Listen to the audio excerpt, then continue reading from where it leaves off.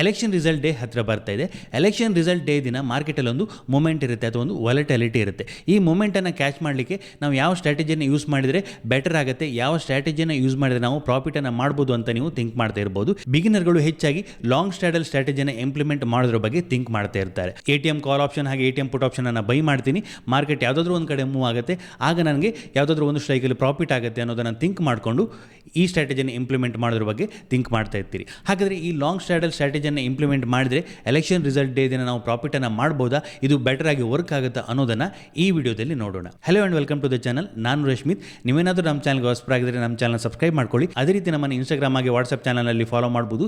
ಈ ಎಲ್ಲ ಮಾಹಿತಿ ನಿಮಗೆ ಡಿಸ್ಕ್ರಿಪ್ಷನಲ್ಲಿ ಸಿಗುತ್ತೆ. ಬಿಗಿನರ್ಗಳು ಹೆಚ್ಚಾಗಿ ಲಾಂಗ್ ಸ್ಟ್ರಾಡಲ್ ಸ್ಟ್ರಾಟಜಿ ಬಗ್ಗೆ ಥಿಂಕ್ ಮಾಡ್ತಾರೆ.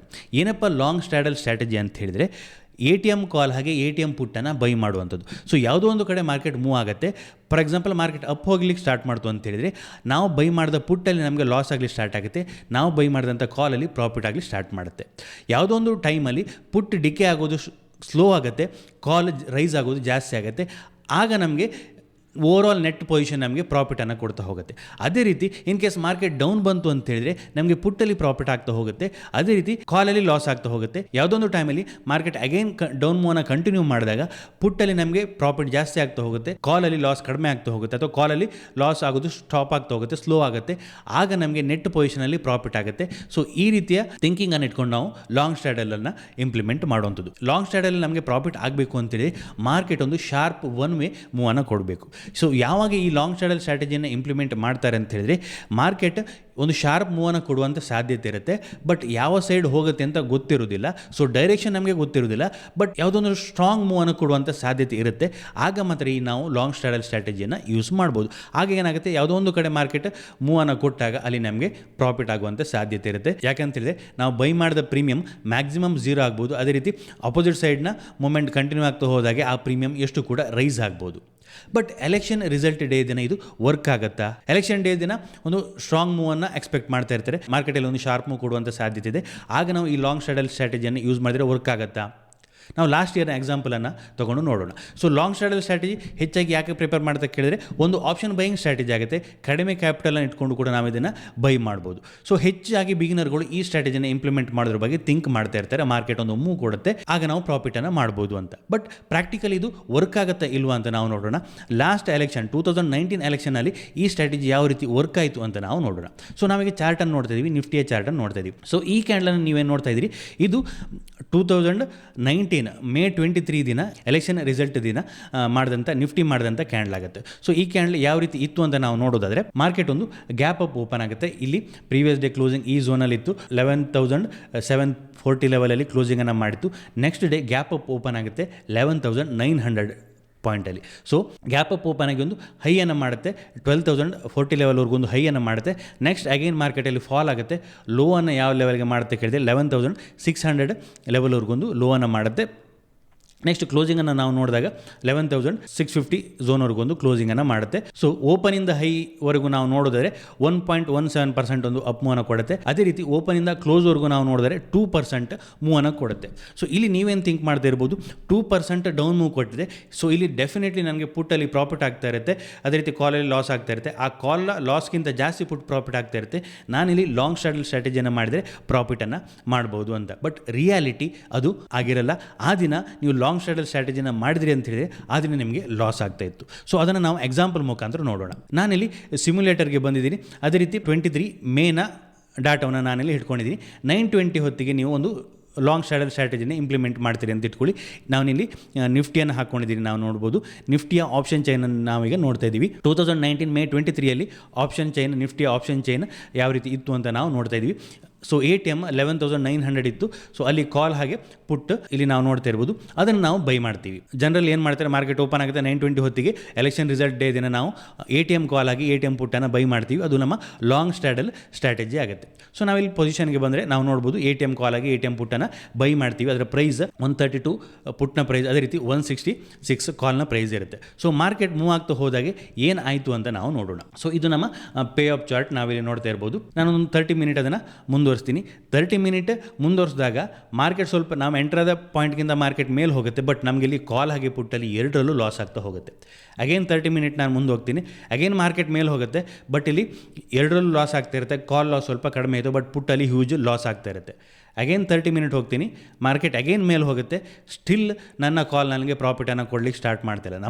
ನಮ್ಮ ಥಿಂಕಿಂಗ್ ಏನಿರುತ್ತೆ, ಮಾರ್ಕೆಟ್ ಮೇಲೆ ಹೋಗ್ಲಿಕ್ಕೆ ಸ್ಟಾರ್ಟ್ ಆದಾಗ ಕಾಲಲ್ಲಿ ಪ್ರಾಫಿಟ್ ಆಗುತ್ತೆ, ಬಟ್ ಪುಟ್ಟಲ್ಲಿ ಲಾಸ್ ಆಗುತ್ತೆ, ಬಟ್ ಕಾಲಲ್ಲಿ ಆದಂಥ ಪ್ರಾಫಿಟ್ ಪುಟ್ ಲಾಸನ್ನು ಕವರ್ ಮಾಡುತ್ತೆ ಅಂತ. ಸೊ ಅಗೇನ್ ನಾನು 30 ಮಿನಿಟ್ ಮುಂದೆ ಹೋಗ್ತೀನಿ, ಆಗ ನೋಡ್ಬೋದು ಮಾರ್ಕೆಟ್ ಡೌನ್ ಬಂತು, ನನಗೆ ಎರಡರಲ್ಲೂ ಲಾಸ್ ಆಗ್ತಾ ಹೋಗುತ್ತೆ.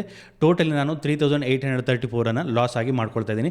ಇಲ್ಲಿ ನನಗೆ ಬೇಕಾಗುವಂಥ ಮಾರ್ಜಿನ್ ಒಂದು ಲಾಟನ್ನು ಮಾಡಲಿಕ್ಕೆ ಆ ಟೈಮಲ್ಲಿ 7500 ರೂಪೀಸ್ ಬೇಕಿತ್ತು, ಎರಡು ಆಪ್ಷನನ್ನು ನಾನು ಬೈ ಮಾಡಲಿಕ್ಕೆ. So more than 50% of the capital, investment capital ನನಗೆ ಇಲ್ಲಿ ಲಾಸ್ ಆಗ್ತಾಯಿದೆ ಅಂತ ಹೇಳ್ಬೋದು. ಅಗೇನ್ 1 ಅವರ್ ನಾನು ಮುಂದೆ ಹೋಗ್ತೀನಿ. ಸೊ ಅಗೇನ್ ಸ್ಟಿಲ್ ನನ್ನ ಪೊಸಿಷನ್ ಲಾಸಲ್ಲೇ ಇದೆ.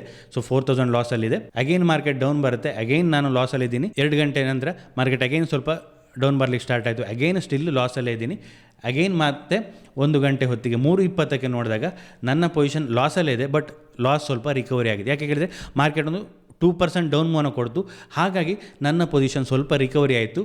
At the end of the day still ಈ ಸ್ಟ್ರಾಟಜಿಯನ್ನು ಮಾಡಿದರೆ ನೀವು ಲಾಸಲ್ಲೇ ಇರ್ತಿದ್ರಿ. ಈವನ್ ಮಾರ್ಕೆಟ್ ಒಂದು 2% ಮೂವ್ ಕೊಟ್ಟರು ಆ ದಿನ ಈ ಲಾಂಗ್ ಸ್ಟ್ಯಾಡಲ್ ಸ್ಟ್ರಾಟಜಿ ವರ್ಕ್ ಆಗಲಿಲ್ಲ. ನಾವಿಲ್ಲಿ ನೋಡ್ಬೋದು, ಅದಕ್ಕಿಂತ ಹಿಂದಿನ ದಿನ ಮಾರ್ಕೆಟ್ ಒಂದು ಸ್ಮಾಲ್ ರೇಂಜಲ್ಲಿತ್ತು, ಯಾವುದೇ ಒಂದು ದೊಡ್ಡ ಮೂವನ್ನು ಕೊಡಲಿಲ್ಲ. ಇಂಥ ದಿನಗಳಲ್ಲಿ ನೀವು ಲಾಂಗ್ ಸ್ಟ್ಯಾಡಲ್ ಸ್ಟ್ರಾಟಜಿಯನ್ನು ನಾರ್ಮಲಿ ಮಾಡಿದ್ರೆ ಏನಾಗ್ತಿತ್ತು, ಆಗ ಅಲ್ಲಿ ನಿಮಗೆ ಲಾಸ್ ಆಗ್ತಿತ್ತು. ಯಾಕೆ ಕೇಳಿದರೆ ಮಾರ್ಕೆಟ್ ಯಾವುದೇ ರೀತಿಯ ಮೂವ್ಮೆಂಟನ್ನು ಕೊಡಲಿಲ್ಲ, ಒಂದು ರೇಂಜ್ ಬೌಂಡ್ ಆಗಿತ್ತು, ಕಾಲಾಗೆ ಪುಟ್ಟಲ್ಲಿ ಲಾಸ್ ಆಗುತ್ತೆ. ಈ ದಿನ ದೊಡ್ಡ ರೇಂಜನ್ನು ಕೊಟ್ಟಾಗ ನೀವು ಯಾವುದೋ ಒಂದು ಸ್ಟ್ರೈಕಲ್ಲಿ ಪ್ರಾಫಿಟನ್ನು ಮಾಡ್ತೀರಿ, ಅಲ್ಲಿ ನೀವು ಪ್ರಾಫಿಟಲ್ಲಿ ಹೊರಗೆ ಬರ್ಬೋದು ಅಂತ ನೀವು ಥಿಂಕ್ ಮಾಡ್ತೀರಿ.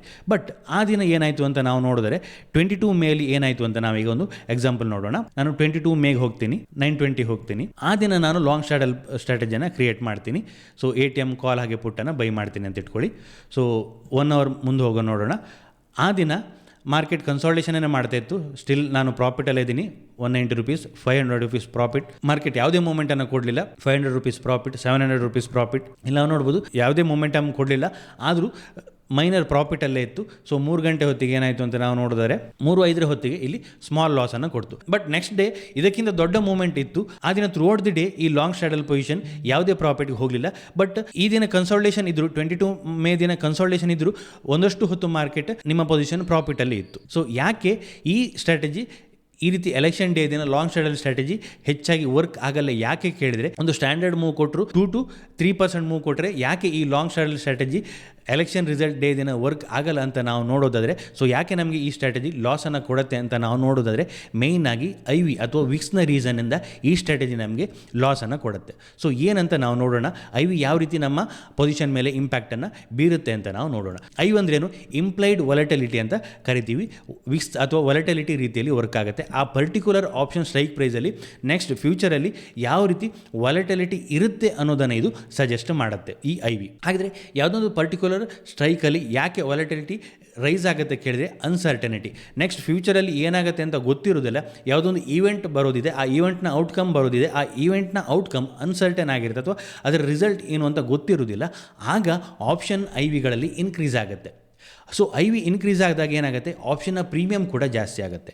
ಸೊ ನಾವು 9:30 ಅಥವಾ 9:20ಗೆ ಈ ಸ್ಟ್ರಾಟಜಿನ ಇಂಪ್ಲಿಮೆಂಟ್ ಮಾಡುವಾಗ ಏನಾಗುತ್ತೆ, ಎಲೆಕ್ಷನ್ ರಿಸಲ್ಟ್ ಕ್ಲಿಯರ್ ಆಗಿರೋದ್ರಿಂದ IV ಸ್ಪೈಕ್ ಆಗಿರುತ್ತೆ. ಸೊ IV ಸ್ಪೈಕಲ್ಲಿ ನಾವು ಎಂಟ್ರಿ ಮಾಡಿರ್ತೀವಿ. ನೆಕ್ಸ್ಟ್ ಟೈಮ್ ಆಗ್ತಾ ಹೋದಾಗೆ, ಎಲೆಕ್ಷನ್ ರಿಸಲ್ಟ್ ಅನೌನ್ಸ್ ಆಗ್ತಾ ಹೋದಾಗೆ ಎಲೆಕ್ಷನ್ ರಿಸಲ್ಟ್ ಕ್ಲಿಯರ್ ಆಗ್ತಾ ಹೋಗುತ್ತೆ. ಆಗ ಏನಾಗುತ್ತೆ, IV ಕ್ರ್ಯಾಶ್ ಆಗ್ತಾ ಹೋಗುತ್ತೆ, IV ಡೌನ್ ಆಗ್ತಾ ಹೋಗುತ್ತೆ. ಸೊ IV ಡೌನ್ ಆಗ್ತಾ ಹೋದಾಗೆ ಈ ಒಂದು ಮಾರ್ಕೆಟ್ ಒಂದು ಅಪ್ಮೂವ್ನ ಕೊಡ್ತಾ ಹೋದರೂ ಕೂಡ ನಮಗೆ ಆ IV ಕ್ರ್ಯಾಶ್ ಆಗುವ ಕಾರಣದಿಂದ ಆಪ್ಷನ್ ಪ್ರೀಮಿಯಮ್ ಮೆಲ್ಟ್ ಆಗ್ತಾ ಹೋಗುತ್ತೆ, ಆಪ್ಷನ್ ಪ್ರೀಮಿಯಮ್ ಡೌನ್ ಆಗ್ತಾ ಹೋಗುತ್ತೆ. ಸೊ ಹಾಗಾಗಿ ನೀವಿಲ್ಲಿ ನೋಡ್ಬೋದು, 2% ಡೌನ್ ಮೂವ್ ಕೊಟ್ಟರು ನಿಮ್ಮ ಪೊಸಿಷನ್ ಲಾಸಲ್ಲಿ ಇರಲಿಕ್ಕೆ ಕಾರಣ ಈ IV ಕ್ರ್ಯಾಶಿಂದ. ಸೊ ಹಾಗಾಗಿ ಈ ಲಾಂಗ್ ಸ್ಟ್ಯಾಡಲ್ಲಿ ನೀವು ಪ್ರಾಫಿಟನ್ನು ಮಾಡಬೇಕು ಅಂತ ಹೇಳಿದ್ರೆ, ಈ IV ಕ್ರ್ಯಾಶನ್ನು ನಿಮ್ಮ ಪೊಸಿಷನ್ ಸಸ್ಟೈನ್ ಆಗಿ ನಿಮಗೆ ಪ್ರಾಫಿಟನ್ನು ಕೊಡಬೇಕು ಅಂತೇಳಿದರೆ ಅಟ್ಲೀಸ್ಟ್ 3 to 4%, ಮಿನಿಮಮ್ 4% ಮೂವನ್ನು ಕೊಟ್ಟರೆ ಮೇ ಬಿ ಆ ದಿನ ನಿಮಗೆ ಅಲ್ಲಿ ಪ್ರಾಫಿಟ್ ಆಗ್ತಿರ್ಬೋದು. So next election result day ದಿನ ಅಷ್ಟೇ ಕೂಡ ಈ ರೀತಿ IV ಅಲ್ಲಿ ರೈಸ್ ಆಗುತ್ತೆ. ಆಲ್ರೆಡಿ ವಿಕ್ಸ್ ರೈಸ್ ಆಗಲಿ ಸ್ಟಾರ್ಟ್ ಆಗಿದೆ. ವಿಕ್ಸ್ ರೈಸ್ ಆದಾಗ ನಾರ್ಮಲಿ ಆಪ್ಷನ್ ಪ್ರೀಮಿಯಮ್ ರೈಸ್ ಆಗುತ್ತೆ. ಅದೇ ರೀತಿ IV ಕೂಡ ಆ ದಿನ ರೈಸ್ ಆಗುತ್ತೆ. ಸೊ ನಾವಿಲ್ಲಿ ಪೊಸಿಷನನ್ನು ಆ್ಯಡ್ ಮಾಡಿ ನೋಡೋಣ ಯಾವ ರೀತಿ IV ಆ ದಿನ ವರ್ಕ್ ಆಗಿದೆ ಅಂತ. ಸೊ ನಾನಿಲ್ಲಿ 23 ಮೇ 9:16 ಆಪ್ಷನ್ ಚೈನನ್ನು ನೋಡ್ತಾ ಇದ್ದೀನಿ, 23 ಮೇ 2019. ಸೊ ನಾನು ಒಂದು 15 ಮಿನಿಟ್ ಬ್ಯಾಕ್ ಹೋಗ್ತೀನಿ. 22 ಮೇ 3:15ಕ್ಕೆ ನಾನಿಲ್ಲಿ ನೋಡ್ತಾ ಇದ್ದೀನಿ ATM ಸ್ಟ್ರೈಕನ್ನು ನಾನು ನೋಡ್ತಾ ಇದ್ದೀನಿ. ಇಲ್ಲಿ ಐ ವಿ ಅಂತ ಒಂದು ಸೆಕ್ಷನನ್ನು ನಾವು ನೋಡ್ಬೋದು. IV 80 ಇತ್ತು. ATM ಸ್ಟ್ರೈಕ್ನ IV 80 ಇತ್ತು. ಸೊ ಅದೇ ನಾನು ನೆಕ್ಸ್ಟ್ ಡೇಗೆ ಹೋಗ್ತೀನಿ 15 ಮಿನಿಟ್. ನೆಕ್ಸ್ಟ್ ಡೇ 9:16ಗೆ ನಾವು ನೋಡ್ಬೋದು 80 ಇದ್ದಂಥ IV 9:16 ಮಾರ್ಕೆಟ್ ಓಪನ್ ಆಗುವಾಗ 1:30 ಆಗುತ್ತೆ. ಸೊ ಸಡನ್ನಾಗಿ ಮಾರ್ಕೆಟ್ ಓಪನ್ ಆಗುವಾಗ ಹೈ ಐ ವಿಯಲ್ಲಿ ಓಪನ್ ಆಗುತ್ತೆ. ಈ ರೀತಿ ಹೈ ಐ ವಿಯಲ್ಲಿ ಓಪನ್ ಆದಾಗ ಏನಾಗುತ್ತೆ, ಇಲ್ಲಿ ಈ ಆಪ್ಷನ್ನ ಪ್ರೀಮಿಯಂ ಕೂಡ ಜಾಸ್ತಿ ಆಗಿರುತ್ತೆ. ಸೊ 9:25ಗೆ ನಾವು ನೋಡಿದಾಗ ಐ ವಿಯನ್ನು ನಾವು ನೋಡ್ಬೋದು 108 ಇತ್ತು. ಸೊ ನಾನು ಬೈ ಮಾಡ್ತೀನಿ. ಇಲ್ಲಿ ನನ್ನ ಪೇ ಆಫ್ ಇಲ್ಲಿ ಗ್ರೀಕ್ಸ್ ಅಂತಿದೆ ನೋಡಿ, ನನ್ನ ಪೊಸಿಷನ್ನ ಗ್ರೀಕ್ಸನ್ನು ನಾನು ನೋಡ್ತೀನಿ. ನೀವು ನೋಟಿಸ್ ಮಾಡಬೇಕಾದಂಥದ್ದು ಒಂದು ಐ ವಿ, ಇನ್ನೊಂದು ವೇಗ ಅಂತ ಹೇಳಿದ್ರೆ volatility. So volatility up and down ಹೋದಾಗ ನನ್ನ ಆಪ್ಷನ್ ಪೊಸಿಷನ್ ಯಾವ ರೀತಿ ಮೂವ್ ಆಗುತ್ತೆ ಅಥವಾ ನನ್ನ ಆಪ್ಷನ್ ಸ್ಟ್ರೈಕಲ್ಲಿ ಪ್ರೀಮಿಯಂ ಯಾವ ರೀತಿ ಮೂವ್ ಆಗುತ್ತೆ ಅನ್ನೋದನ್ನು ಈ ವೇಗ ಸಜೆಸ್ಟ್ ಮಾಡುತ್ತೆ. ಸೊ ಈಗ ನಾನು ಎಂಟರ್ ಆಗುವಾಗ ಇಲ್ಲಿ ಐ ವಿ 108 ಇತ್ತು. ಸೊ ನೆಕ್ಸ್ಟ್ ನಾನು 30 ಮಿನಿಟ್ ಹೋಗ್ತೀನಿ. ಐ ವಿ ಕ್ರ್ಯಾಶ್ ಆಗಿ 78ಗೆ ಬಂತು. 108ಇಂದ ಡೈರೆಕ್ಟಾಗಿ 30 ಮಿನಿಟಲ್ಲಿ ಐ ವಿ ಕ್ರ್ಯಾಶ್ ಆಗುತ್ತೆ, 78ಗೆ ಬಂತು. ಸೊ ಹಾಗಾಗಿ ನನಗೆ ಇಲ್ಲಿ ಲಾಸ್ ಆಗುತ್ತೆ. ನಾನಿಲ್ಲಿ ನೋಡಿದಾಗ ಇಲ್ಲಿ ಲಾಸ್ ಆಗಿತ್ತು. ಯಾಕೆ ಕೇಳಿದರೆ ನಾನು ಹೈ ಐ ವಿಯಲ್ಲಿ ಎಂಟ್ರಿ ಮಾಡಿರ್ತೀನಿ. ಸೊ ನನಗಲ್ಲಿ ಲಾಸ್ ಆಗ್ತಾ ಹೋಗುತ್ತೆ. ಅಗೈನ್ 1 ಅವರ್ ರೈಸ್ ಮಾಡ್ತೀನಿ. ಅಗೈನ್ ಐ ವಿ ಡೌನ್ ಆಗುತ್ತೆ, 60ಗೆ ಬಂತು. ಅಗೈನ್ ರೈಸ್ ಮಾಡ್ತೀನಿ. ಈಗ ಸ್ವಲ್ಪ ಐ ವಿ ಸ್ವಲ್ಪ ರೈಸ್ ಆಯಿತು. ಅಗೈನ್ ಅಲ್ಲೇ ಇತ್ತು ಐ ವಿ, ಯಾವುದೇ ಮೂಮೆಂಟನ್ನು ಕೊಡಲಿಲ್ಲ ಥ್ರೂಔಟ್ ದಿ ಡೇ.